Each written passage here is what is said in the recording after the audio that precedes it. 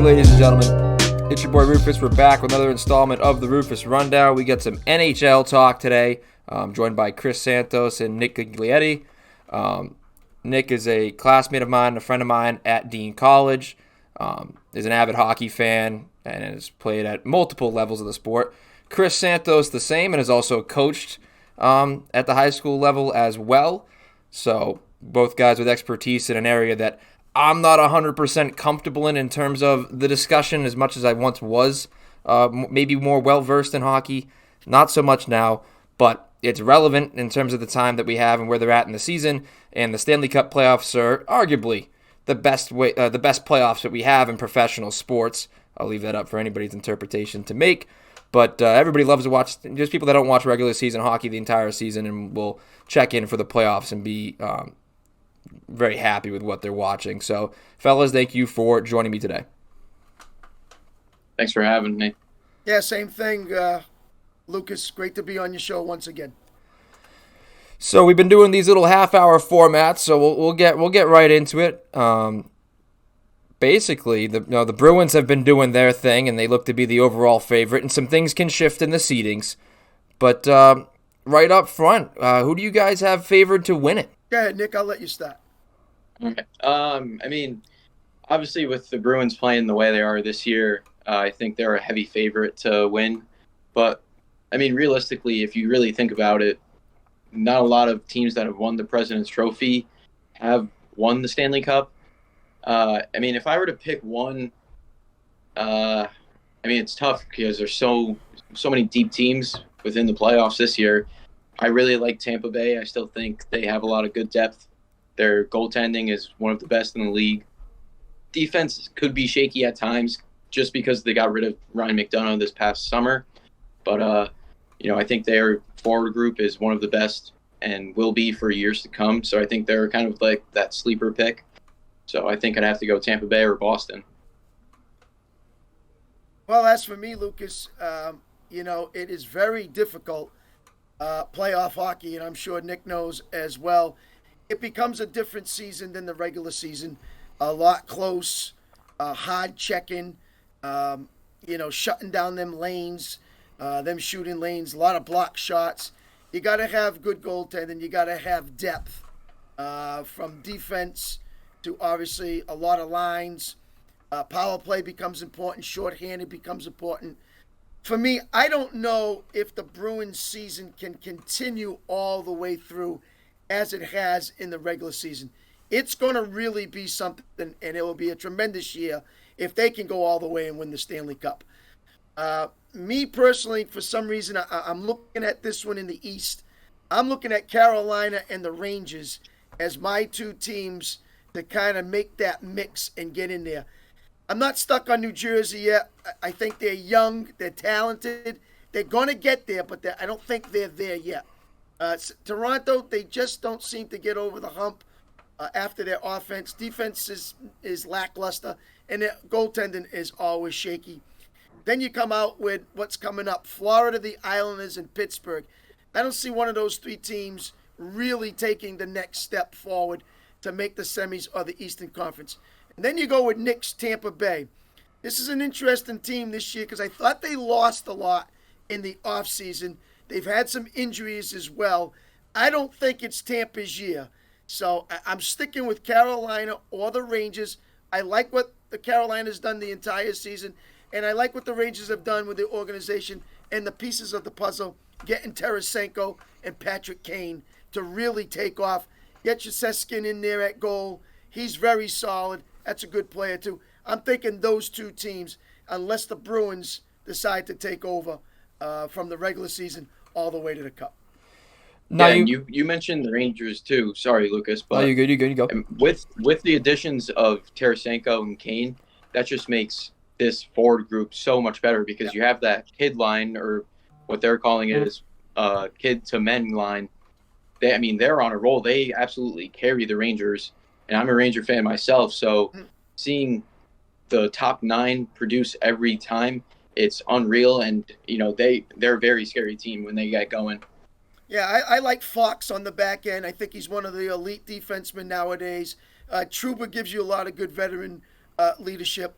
But when you add in Zibanejad up front, Kreider's up there, the Breadman, Panarin, you throw them guys together. This is a complete team, Lucas, and their goaltending isn't shaky as well. They're pretty solid on all ends. So keep an eye out on the New York Rangers and Carolina for me. I think those two will succeed in the East.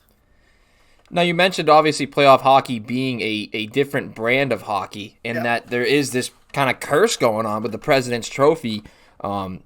What is it that the Bruins are going to have to do better, or something that they don't do consistently enough now, in your opinion, in order to break that curse? And is it possible? Is there a huge transition they have to make? Because they did have some additions throughout the trade deadline and throughout the season, which, for the most part, you see some teams make empty additions, and they're not the only team because, like you mentioned, the Rangers with Kane and such, with pieces that they added that are pretty big names. But Orlov, Hathaway, and Bertuzzi, all some big names that have contributed down the stretch for the Bruins.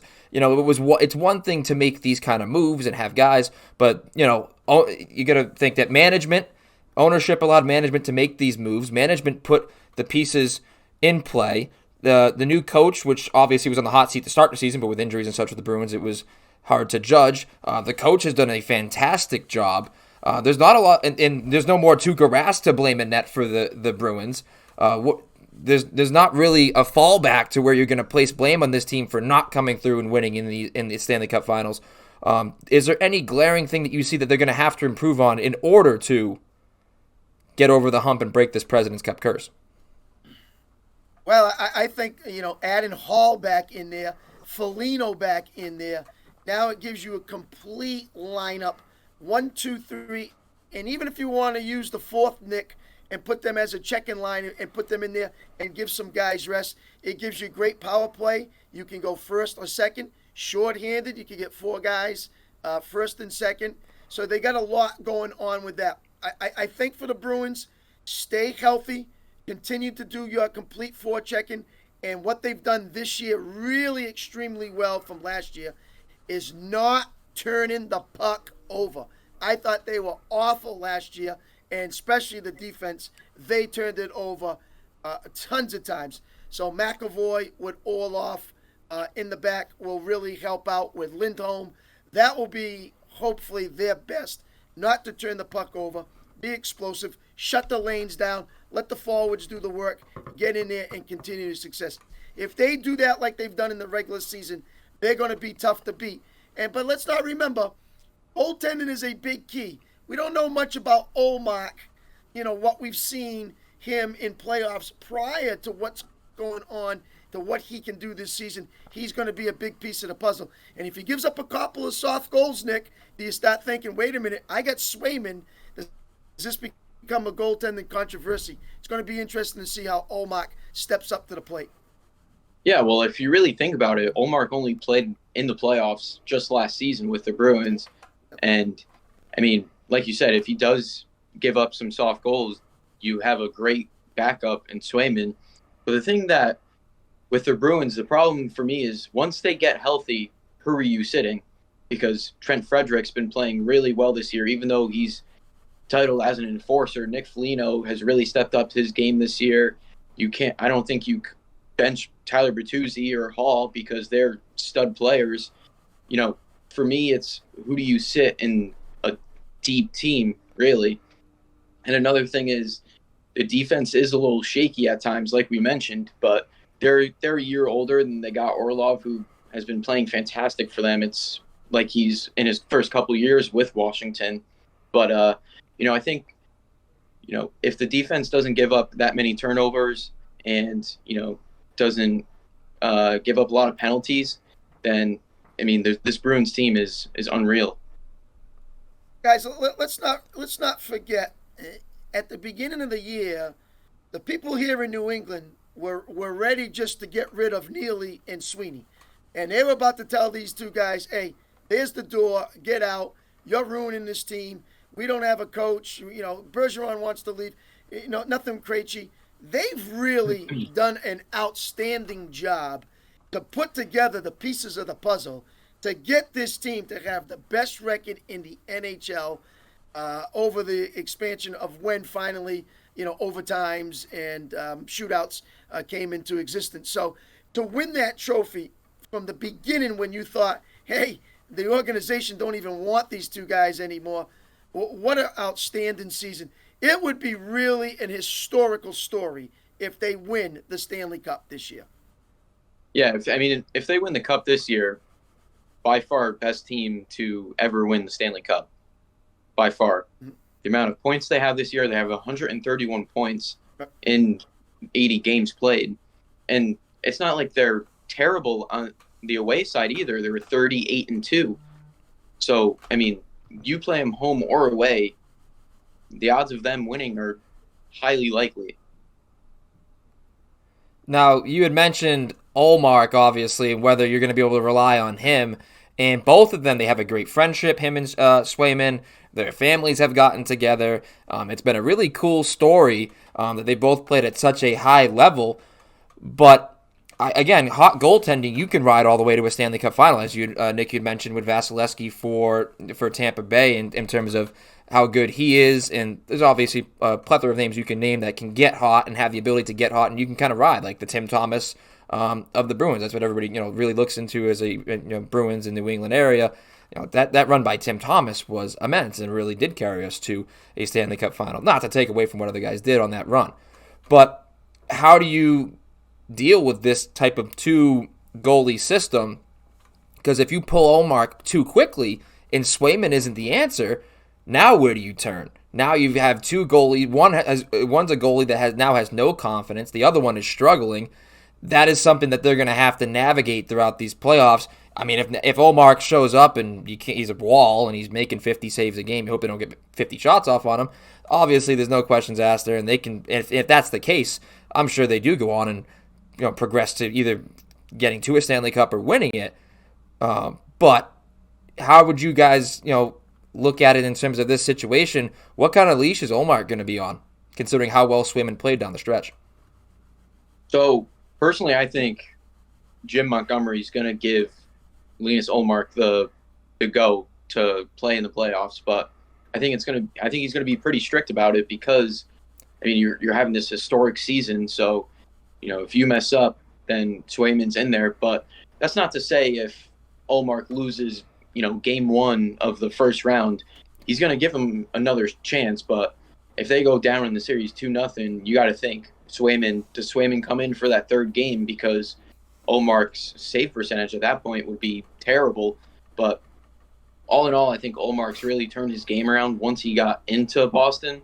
And, if he could keep it up the way he's been playing this year and into the playoffs, then, why not stick with him?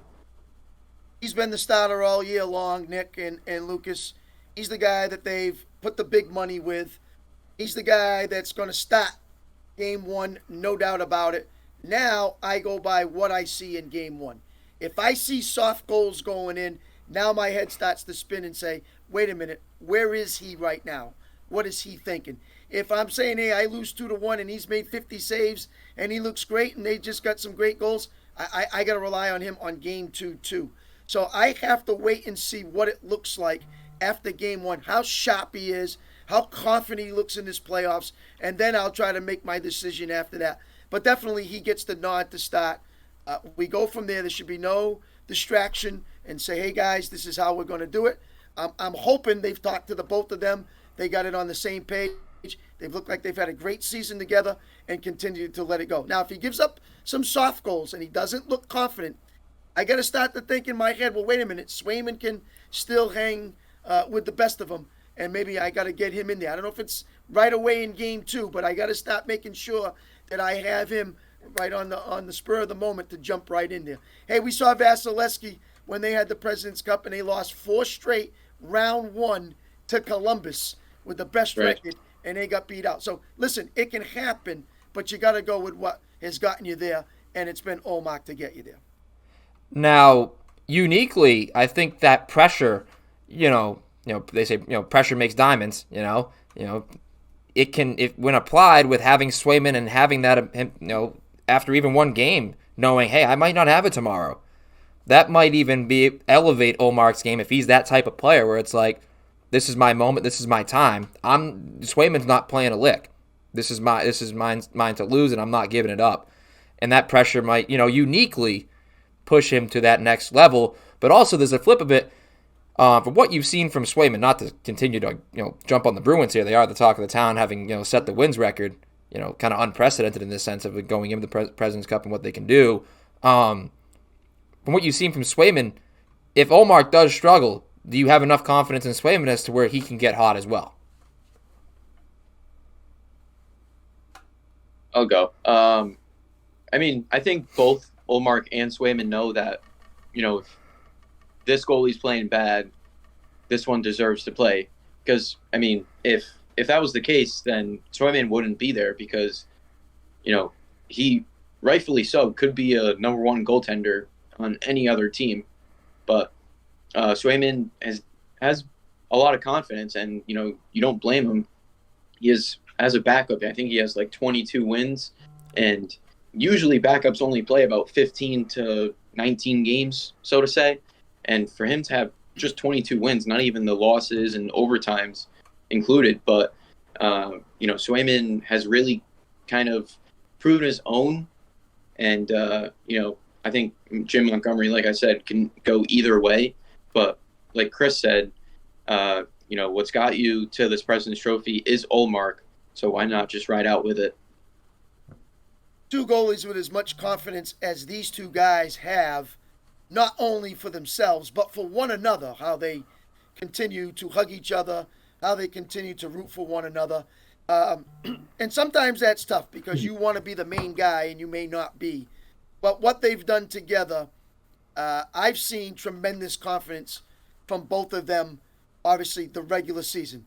We always talk about playoffs being different because now it becomes a very tight check-in game, and you give up that one goal sometimes, can cost you, especially when it's not a great goal and it's more of a soft goal. So there's confidence both ways.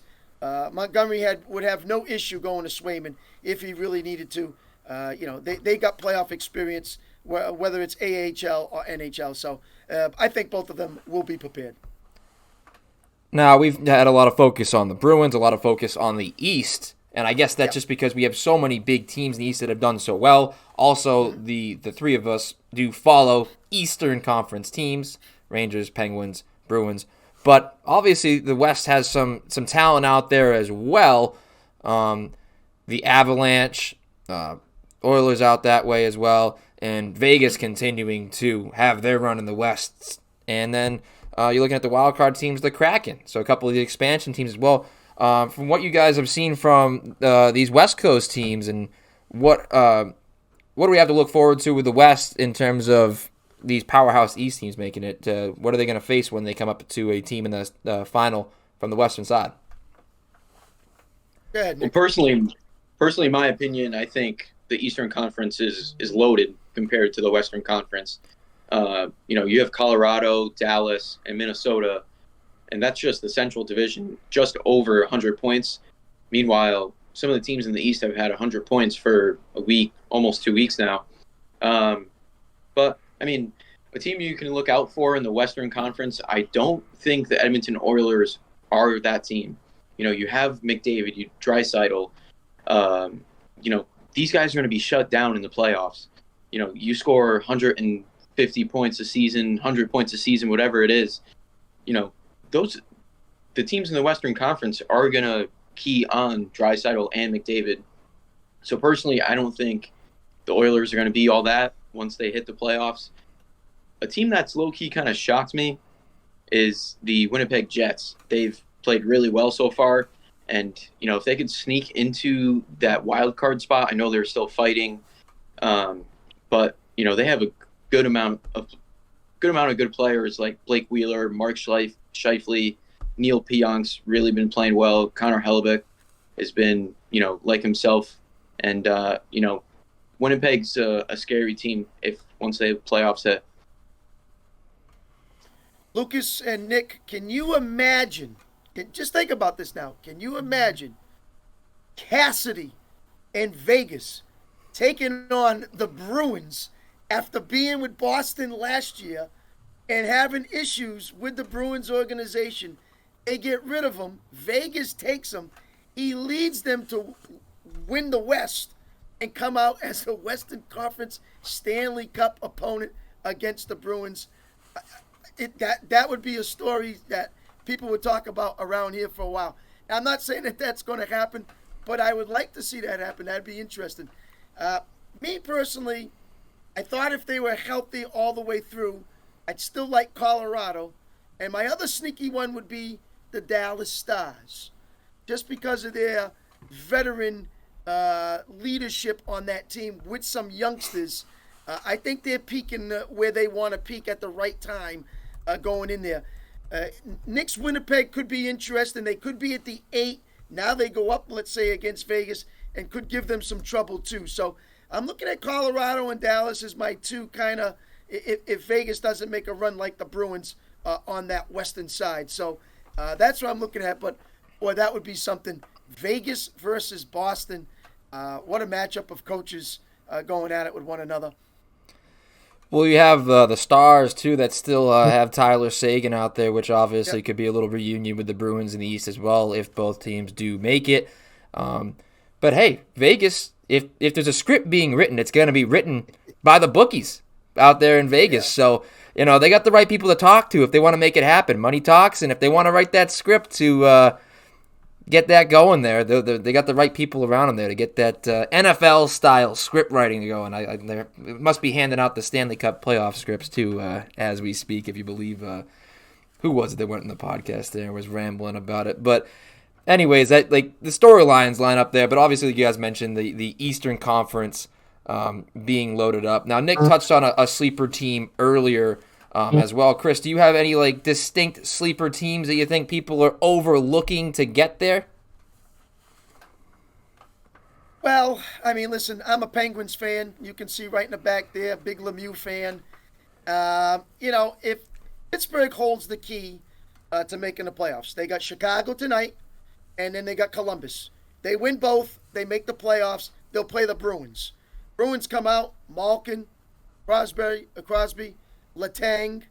You put that in there, hey, listen, Getzel, a couple other guys, be kind of a scary team to kind of face, even though I'm not sure about Pittsburgh's defense beyond Letang. So, and their goaltending's been kind of suspect with Jarry and DeSmith. But it'd be nice to see them make it, face the Bruins, because I'm a Penguin fan, and go at it. So that would be fun for me to watch. But I'm sticking with the Rangers coming out of the East. I think that's my team. I like what they've done. I like the guys that they have. I like their goaltending.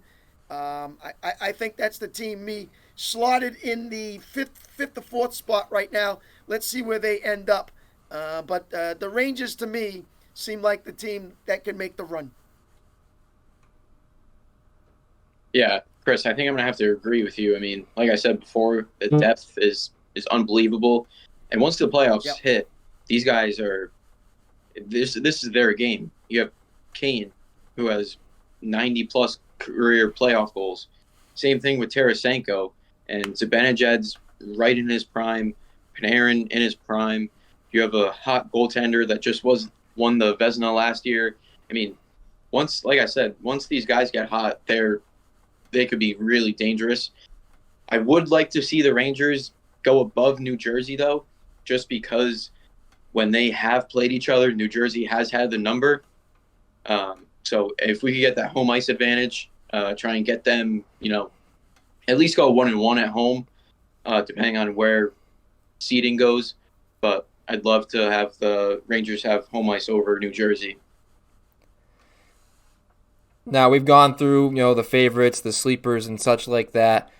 There's two more things I want to cover. I want to get you guys' opinions on what you think, the distinct differences with playoff hockey. I know Chris has touched on it as well, and it's just a different style, but just, for the sake of getting that, put a pin in that. But also, are there any specific players you guys are looking forward to maybe taking a different step on the playoffs this time around, specific to, maybe any of these teams, but someone you think that if they do take that step this time around, that could elevate their team, and maybe you look at them as a different type of player now that they're on this stage?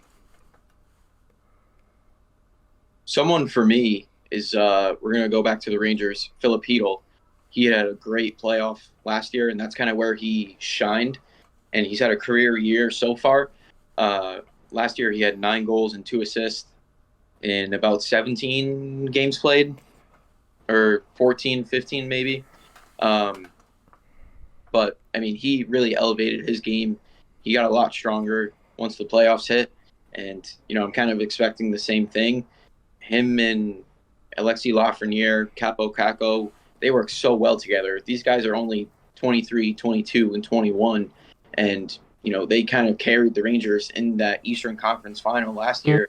And if they could do the same within the first rounds, and depending on if they make it, Filipino is my go-to guy. Well, for me, Lucas, he's been in kind of a slump, and he hasn't really been doing that much, and yet they've been scoring out wide, and just everybody else besides him is the rat. Is Marchand able to come around and get his game back again to get ready for the playoffs? And they haven't had even needed him, because Pasta's been so good. All the other guys have contributed in. And so if Marchand can get that going, imagine putting that with what Pasta's done, what Bergeron does. Never mind, obviously, coming off the other lines with what Montgomery's going to do with his lines. So he's one that I would think. 2 would be the 2 guys from Carolina. Would be Ahoy and the young kid, Andrei Svechnikov. Those 2 guys there to take the load and carry them as far as they can go. As for the Rangers, I can agree with what Nick says. Some of them guys, I think Fox in the back is a tremendous player. He shows a lot. The breadwinner in Panarin, he's got a lot going for him. You put in Zibanejad in there with those big guns with Tarasenko and Kane, and good things happen. So, but I'm curious to see how Marchand reacts in the playoffs. Yeah, when the lights get bright, Brad Marchand likes to step into the fray and normally answers the call. I want to see Pastrnak improve upon his game and just put the puck on net more. Like, actually force the goalie to make the saves, get some rebounds out in front. Missing the net a lot in these playoffs, and has never really had like the takeovers like he does in the regular season in these playoff matchups. As Nick mentioned before, where they're going to be able to key on Connor McDavid.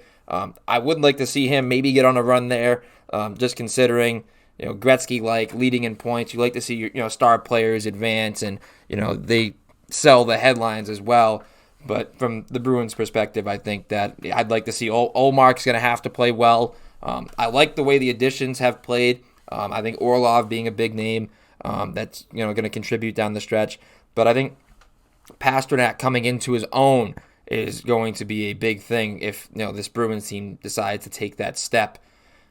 The other thing is with the Bruins too is that for so long the fans, and you know how Boston fans are, they're looking to blame somebody. They're looking, whose fault is it? Who do we have to get rid of? The angry mob. We've gone over it. We've moved on from Tuukka. We've moved on from Cassidy, Claude Julien. We've moved pieces around. And when it comes down to it, since their last championship, you have Bergeron. They have a new coach. Like we said, we made these additions to the general manager and the ownership and everything. They made the right decisions. The coach got his pieces. Everything's there. There's only one person left where Boston media, well, maybe 2 if you consider Krejci into it, but I know he picked up that injury as well recently. There's only one name I'm thinking of where these Boston fans are going to be able to place their blame on, and that's Patrice Bergeron. It's on the players now for a team like the Bruins. And Bergeron has been coveted in this town for a very long time, but I feel like that's where the blame will fall if this Bruins team decides to underachieve come playoff time. And I don't want to see that happen, but that's the conclusion I've come to, as to where if Boston's going to look at somebody, he's the last guy that's still there from all of this turnover. So I'm just interested to see what you guys think about that as well. Hey, Nick, Pasta gets over 60 goals. And Lucas wants more from the guy. I know, right? I mean, the guy's giving you everything he's had this year. I give him a lot of credit. Lucas, we talked about this in the past. I thought he did turn the puck over an awful lot last year. I thought that was one of Pasternak's main weaknesses. And number 2, as you alluded to, did not hit the net as much as he has this year. And when he's had hit the net, he's gotten over 60 goals. So, yeah, let's hope he can continue to do that. Hey, listen, Bergeron, and Nick will know as a hockey player, sometimes you can do a lot more than score goals. This guy is a face-off genius. He sets up a lot of people. He helps you on the power play. He can help you shorthanded. That guy does a ton of stuff. And it's not just worrying about putting the puck in the net for him. He's the captain for the reason, and I think he's an outstanding player. He'll be just fine for the Boston Bruins. Yeah, I mean, if you really think about it, too, that's why he wins so many Selke Awards, because his 200-foot game as well is just as good as his offensive game. Mm-hmm. And, I think that's what the Bruins kind of rely on the most is, can the centers help them out in the tough areas, like behind the net or in the corner? But Bergeron, like I just mentioned, his 200-foot game is one of the best in the league, even at his age, even though he's getting up there in age. But he loves setting up Pastrnak or DeBrusk, Marchand, whoever he's on a line with, it works. And I think, you can't really put Bergeron to blame just because he is the captain. I mean, depending on if they lose or when they lose, it's how did this person play, or how did the defense play? Was the goaltending good? Those are things you got to kind of think about if they were to lose and not win the cup. Yeah. And you got to think about it from the point of view, you're coming from the West and you look at Draisaitl and McDavid. They got tons of points, and finally they have an opportunity to make even a bigger playoff point of view and say, hey, we're for real this year, because in the past they haven't been, even though they continue to score just as many points as they have in the past. So it takes a lot more than just putting the puck in the net. And they're going to need goaltending, they're going to need defense, and they're going to need depth along that line. And I don't know if Edmonton has that, because they got two of the best when you talk about those two guys. So the Bruins have, like Pasta, Bergeron, and Marchand, and all these other guys' points, but they got a lot more depth. They got good defense, and the goaltending has been outstanding. So, it just takes a full team to go out there and win the cup, and that's what it's all about. Yeah, I agree with you. I don't think Edmonton really has that depth. You mentioned the McDavid, Draisaitl. Darnell Nurse is an okay defenseman. That's okay. And, I think their goaltending's been kind of mediocre all year. I mean, who are you going to start? You have Jack Campbell, who played really well for the Maple Leafs last year and then signed with the Oilers in the summer. He's been having a really down season. But then you have Stuart Skinner, who's a, first-year pro. Do you start him? How is he going to play in the playoffs? That's just something, you mentioned with the depth. So I don't really think Edmonton has that for them. Yeah, they would need a lot of other players to step up. Evander Kane, Nugent Hopkins. They would need some real more guys to go out there and really be explosive. But as the Bruins did to Edmonton last time they showed up, they kind of shut down the big guns, especially McDavid. They kept him kind of tight. And Lucas, that's what makes playoff hockey special. It's tightness, it's checking, it's man on man. You're grinding, you're gritting all the way through from the opening face-off to the end. You can be a lot more loose and comfortable during the regular season. It's 82 games. We understand, we get it. Same thing, time on the ice. Nick, you can look at time on the ice and sit back and say, okay, he's averaging 17 minutes. You get to the playoff, he's averaging 27 minutes. So guys can really go up high. You might shut a couple of guys down. You might put maybe some fourth line not playing as much. So a lot of guys get a lot of double shifts, things like that. So it comes to be a management, and that's another thing that a coach has to do. Not about clock management, it's about shift management. How long you keep them out there for? When do you put them back out there again? Things like that. So as a coach, you look for your stars a lot now because you're going to ride them in these playoffs. How long do you ride them for? Yeah, that was the last thing that I really wanted to get into, was the distinct differences and what you look forward to in playoff hockey being different from the regular season. Obviously, each sport's its own thing. The NBA, there's a little more defense. You rely on your stars a little bit more. They spend a lot more time in rotation. The NFL, there's a number of factors. Who's got the better quarterback? Who has the better defense? Coaching as well. But obviously, with in the Stanley Cup, it comes down to the ability to dump and chase, play physical hockey, limit your turnovers, and like you said, management as well. And I think experience, too, plays a big number in it. Yeah, one of the things, Nick will tell you too, keep the puck out of the triangle, Nick. From face-off dot to face-off dot to top of the circle. If you can get those shots outside that, keep them wide, your goaltending's going to be fine. With today's pads, the size of these guys, they're going to be able to block everything. When they get beat inside that triangle, right there in the middle, and that's when them come in, unless they give up some soft goals. So that's where playoff hockey gets a little bit, where you try to keep everything wide and let nothing come inside those lanes. Very key in playoff hockey.